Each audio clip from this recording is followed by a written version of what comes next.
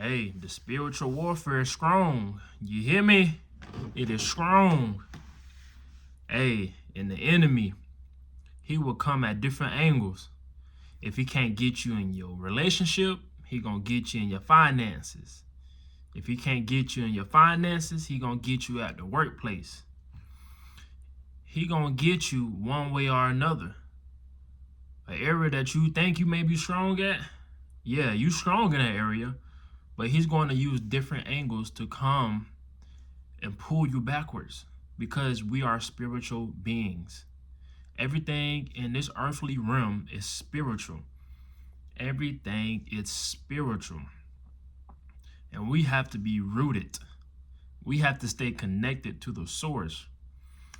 I can remember when my vehicle, matter of fact, my dad is a mechanic, and I usually take my vehicle to my dad. And every time I have a question concerning my vehicle, my father always says, son, open up that glove department and get that manual. And I'm just like, the manual?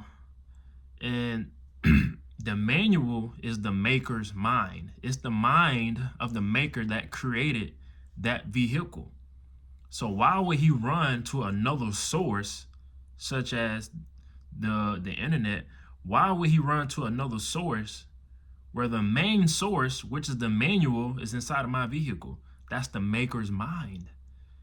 And if we don't read the manual, we could be malfunctioning the vehicle.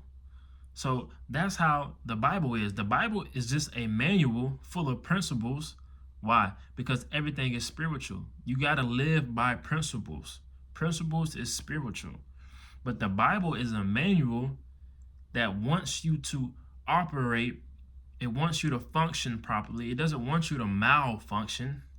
Because once you're malfunctioning, you're out of space. You're out of place. So therefore, we have to stay connected to the source. And the reason I say this is because God is removing. He is removing people that is mocking him. He is removing people that is not living righteousness, that is full of wickedness. He is removing those wicked people for you little by little. I'm going to say it again. The Lord is removing the wickedness of people little by little for the sake of you. This is why the spiritual warfare is strong. This is why the enemy is coming to attack you in different angles, because God has greatness prepared for you. He has the land that is flowing with milk and honey. And how do I know this? Because this is what God's word says. God gives us the power to get wealth. God give us the power to get abundance. God give us the gift, the discernment. But see, in order for you to have the discernment of the Lord, you have to be rooted in the Lord. You can't be wallowing in sin, right? It's a difference when you wallowing in sin compared to, you fall down, but get back up and keep fighting. When you wallowing in sin, that means that's your lifestyle. You're constantly sinning every day in fornication, and it says it right here. It says, Deuteronomy chapter 8, verses 18. It says, you shall remember the Lord your God, for it is he who gives you power to get wealth. See, ain't nothing wrong with money. Oh, the money is the root of all evil. No, it says the love of money is the root of all evil. The love. Not money, but the love of money. Why would money be evil if the Bible clearly just says that the Lord give us power to get wealth? Come on, man. It says that he may confirm his covenant that he swore to your fathers as it is today. And verse 19 goes on and says, and if you forget the Lord your God, see, that's another thing. God will take us out of the land of slavery and put us in the land that he has for us, the land that we have been praying for. He will take us out of the land of slavery and put us in the land that we have been praying for. Then we forget about God. We forget those successful habits that we did when we was in the middle, when we was getting up early in the morning, when we was praying to God, when we was crying out to him, when we was worshiping him, when we were just thanking him on good days and on challenging days. And it goes on to say, and if you forget the Lord your God and go after other gods and serve them and worship them, I warn you today that you shall surely perish. You shall surely perish. If you go after other gods and serve them, once I put you in the land that you pray for, you're going to perish. And this is why people, they what they have, it don't last long. My mama always taught me that. She said, yeah, she said, you can have things, but when you're not living right, it's not going to last long. And I can remember as a little kid, me and my parents, we were living in a house on a military base. Boy, a big old 2-story house, I tell you. And next thing you know, like we had everything. When I said we had everything, we had everything. Next thing you know, God took us from here to here. And I seen that at a young age. And when I say, y'all, we went through the struggle. We went through the struggle. But I'm glad I seen that at a young age.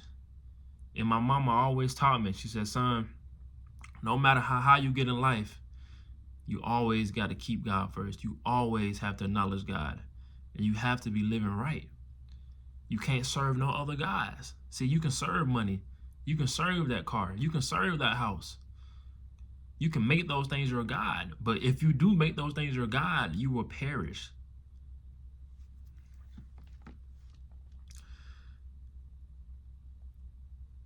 And we're going to go back to what I said, how God is removing the wickedness for the sake of you.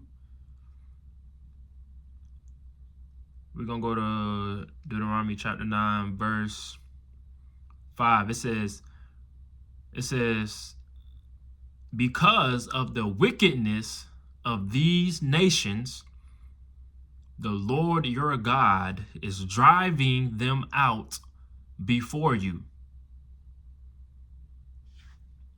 He's driving them out before you. And I know in this society, in this spiritual warfare, it can be challenging to stay faithful, to stay consistent, to stay in God's presence, to live a righteous life. I know it can be challenging. It's challenging for me. It's a spiritual warfare for me. We all going through a spiritual warfare now. That can be business, that can be finances, that could be money, that can be whatever it is. But one thing that I know for sure is that God is looking how we respond to things. He's looking at our characteristics. He's looking if we are going to seek him on good days and on challenging days. So you're not alone. You're not alone. And this is why I make content to influence others out here. That is, walking with Christ. Because you need to feed your spirit. You need to feed your soul. You need to feed your mind. And understand and have the spirit of discernment. You have to be aware. Your heart have to be attentive. Everywhere you go, just sit back and just listen. Just listen, just watch. Right? Just watch. People will tell on themselves. But God is not being mocked. Like we are not mocking God. I'm telling you, because this is a spiritual warfare. And God will not be mocked. He literally just said he's removing people out of the land for you. Keep going. Stay consistent. Stay faithful. The breakthrough is almost there. Just know When you are about to give up, that's when the breakthrough is there. Don't give up. Keep going. Let's keep going. We are growing. We are growing. He is developing us for something greater. I'm telling y'all, he is developing something for us so much greater. The enemy comes and attack me in ways. I'm trying to tell y'all. If it's not sex, if it's not lust, it's money. Your bills is looking funny, and it's just, I said, the devil, boy. He wants you to, he try to bring the doubt in, try to bring all types of negative stuff in your mind. No, we're not doing that. Immediately I pray. Immediately I turn on gospel music. I begin to worship. I begin to read the God word and read books and just feed my mind. But we are growing. We are growing. But y'all stay blessed.